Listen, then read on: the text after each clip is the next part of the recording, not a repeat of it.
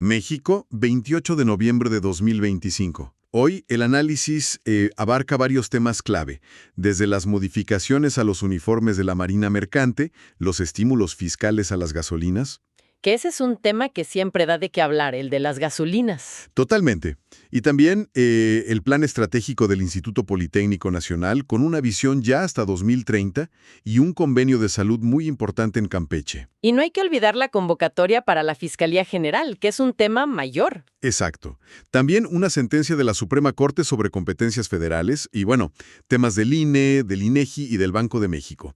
La verdad es que hay muchísima tela de dónde cortar. Pues a entrarle. Venga, empecemos por algo que, a primera vista podría parecer hasta superficial, pero que tiene un fondo muy interesante. La Secretaría de Marina. Los uniformes de la Marina Mercante. Justo.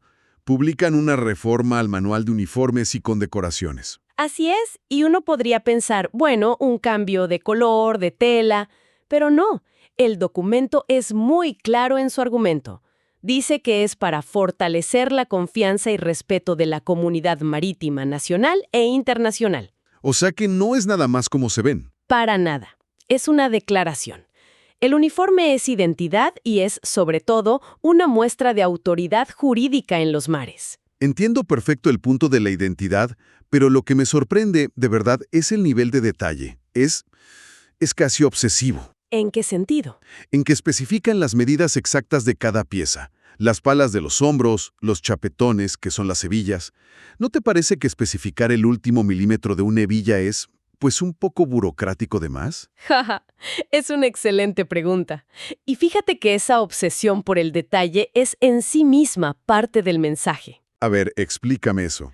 En un ambiente tan jerárquico, tan de alta precisión como el marítimo, la uniformidad no puede ser negociable. Cada centímetro, cada estrella en una hebilla, Comunica algo.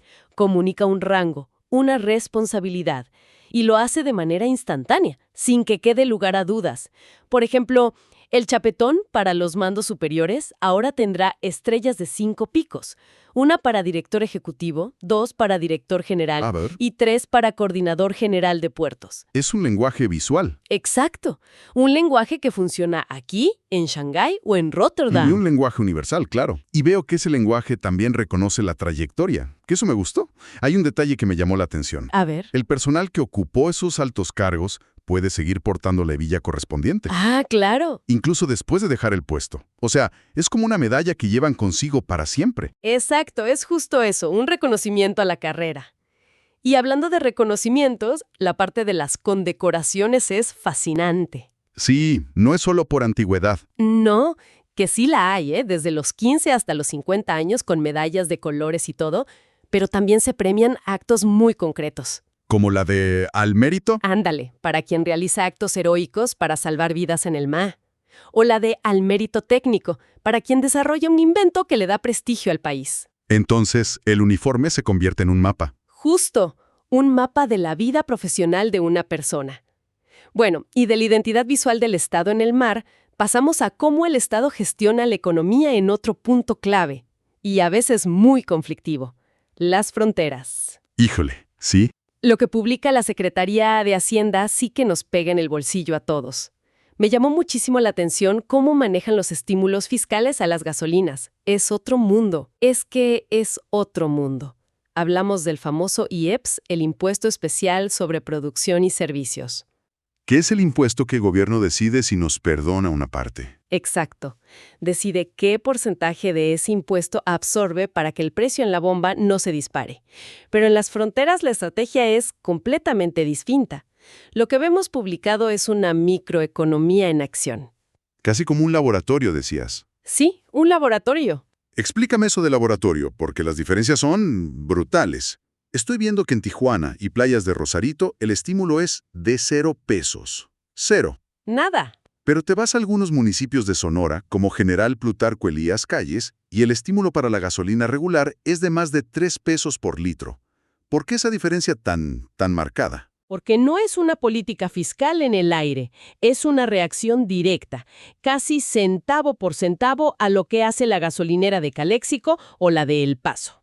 O sea, ¿están viendo los precios del otro lado de la línea? Todo el tiempo. Es un tablero de ajedrez económico. En Tijuana, la gasolina del lado de California es cara.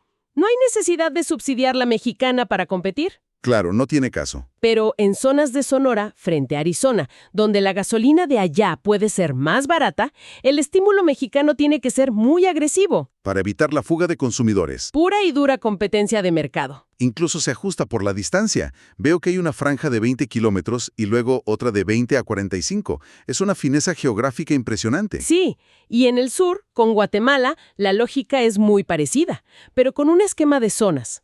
La zona 5 en Chiapas, que incluye municipios como Frontera Comalapa, Tiene los estímulos más altos. así es, porque de nuevo se busca equilibrar el mercado local, desincentivar el contrabando o que la gente cruce nomás para cargar el tanque. Es un recordatorio de que estas políticas no se diseñan en un vacío. Para nada. Responden a realidades muy, muy concretas de la gente que vive ahí. Y bueno, hablando de cómo se gestiona la economía y se planea el futuro, eso nos lleva derechito a pensar en el motor de ese futuro, la educación. El Instituto Politécnico Nacional, Que tiene un plan muy ambicioso. La Secretaría de Educación Pública publica el programa institucional de la COFA para el IPN, con una visión que se va hasta el 2030. sí, y a ver, primero hay que aclarar qué es la COFA. Por favor. Es la Comisión de Operación y Fomento de Actividades Académicas. En palabras sencillas, es el brazo del Poli que gestiona los apoyos, las becas, los estímulos, todo lo que busca fortalecer a la institución. O sea, su plan es la hoja de ruta estratégica del IPN. Básicamente, la hoja de ruta para los próximos años. Y es una hoja de ruta que está muy, pero muy anclada en la realidad. No es un documento que flota en el aire, ¿sabes? No, para nada. Por un lado, reconoce todas estas tendencias globales. La cuarta revolución industrial, la inteligencia artificial, el Big Data. Pero por otro, y esto me pareció muy valiente, pone los pies en la tierra y menciona explícitamente los problemas de México. Pobreza, violencia, corrupción. Admite que opera en medio de ese contexto tan complejo. Totalmente. Y es que un diagnóstico honesto es el primer paso para una estrategia que funcione. El programa no vive en una burbuja académica, para nada. Y a partir de ese diagnóstico se plantean objetivos muy claros.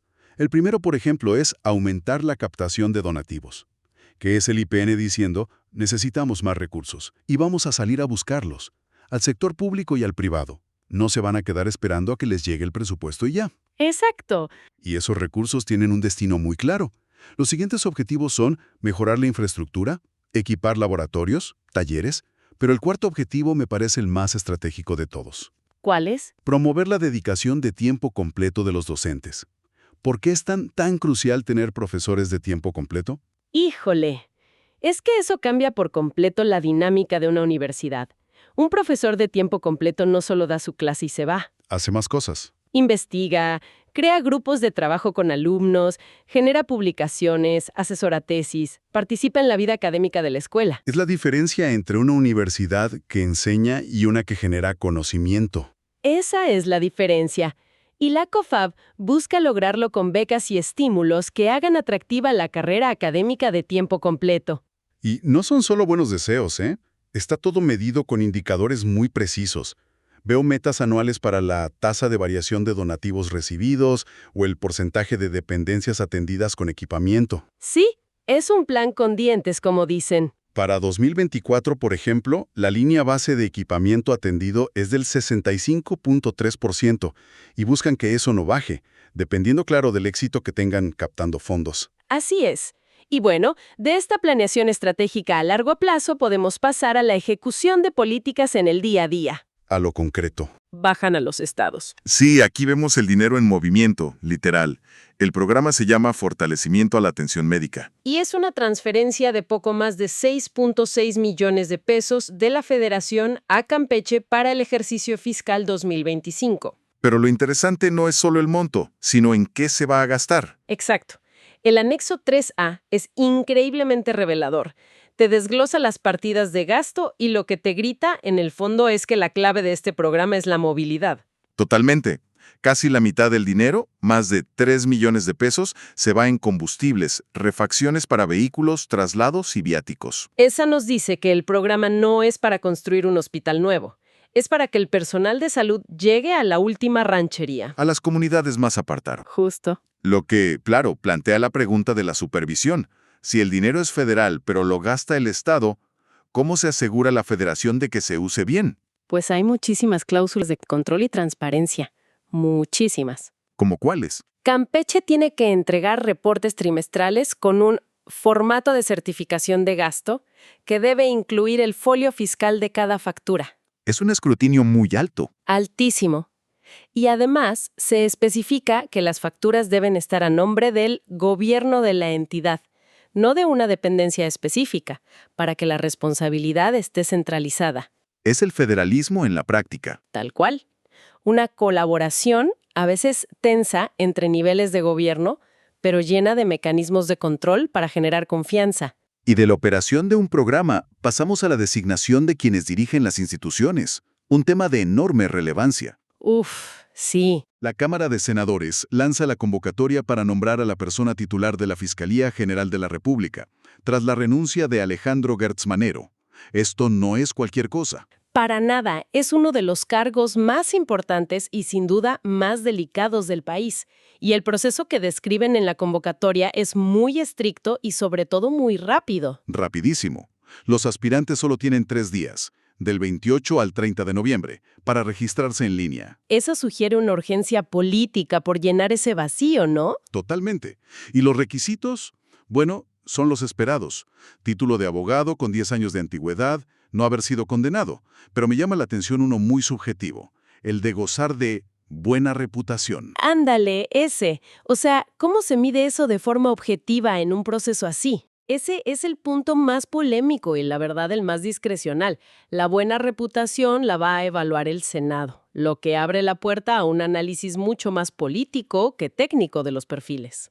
Y luego el proceso sigue con el Senado enviando una lista de al menos 10 candidatos al presidente.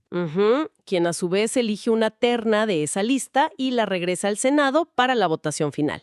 Un vaivén de poderes. Diseñado para crear contrapesos, aunque bueno, en la práctica la influencia del Ejecutivo siempre es considerable. Y hablando de contrapesos y de delimitar el poder, la Suprema Corte de Justicia publica una sentencia que va justo a ese tema. La controversia entre el Ejecutivo Federal y el Estado de Chihuahua. ¿Esa misma? Sí, y es un caso de estudio fantástico sobre los límites de la autonomía municipal.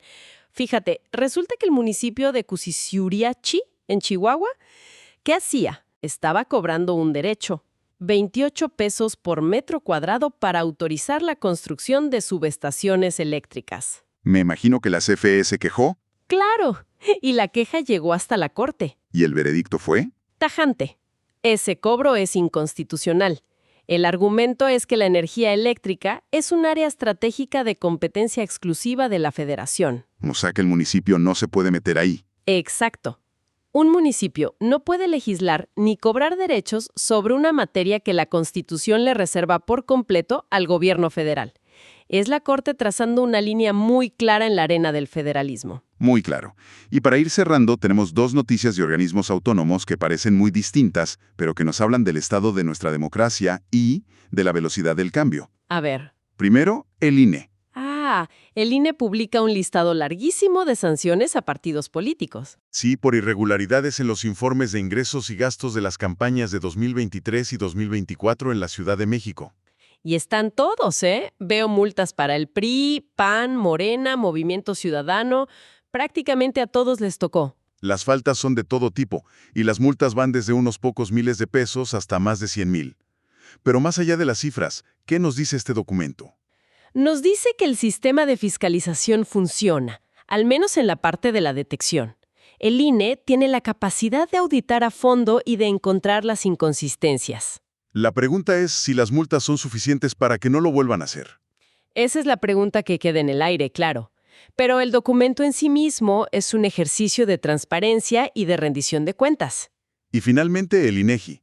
Publica algo que suena muy técnico, pero la razón de fondo me parece increíble. ¿Qué es? Abroga una norma técnica para la obtención y distribución de imágenes satelitales. Ya vi. ¿Y es asombroso el por qué?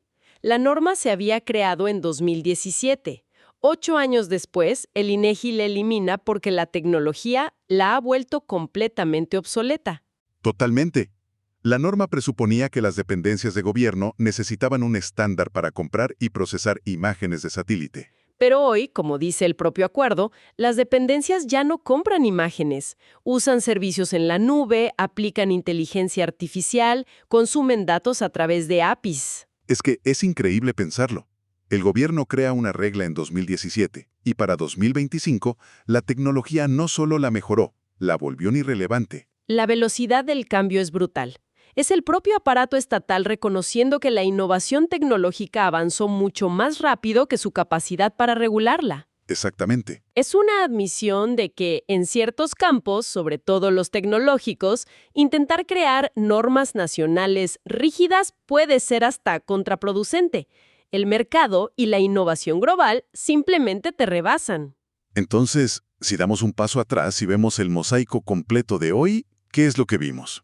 Vimos de todo, Desde el detalle minucioso de un uniforme, la estrategia económica en la frontera. hasta la anulación de una norma por el avance de la inteligencia artificial. Lo que une a estas publicaciones, que parecen tan diversas, es el retrato de un aparato estatal en constante movimiento. Es un Estado que intenta regular, supervisar, fomentar y Adaptarse, intenta proyectar una identidad en su marina. gestionar la economía de sus fronteras, planificar la educación de sus jóvenes, garantizar la salud de su población, y a veces, como en el caso del INEGI, reconocer que la realidad ya lo superó y que tiene que hacerse a un lado. Quedó más reflexión final para quien nos escucha. Hoy vimos cómo se definen y se ajustan las reglas del juego en muchos ámbitos del país, desde lo simbólico hasta lo económico y lo tecnológico. La pregunta que surge es, En un mundo que cambia a una velocidad vertiginosa, donde una norma sobre satélites puede quedar obsoleta en menos de una década. ¿cómo puede todo este complejo andamiaje de leyes, acuerdos y convocatorias mantenerse no solo relevante, sino verdaderamente eficaz para los desafíos que ni siquiera hemos terminado de imaginar?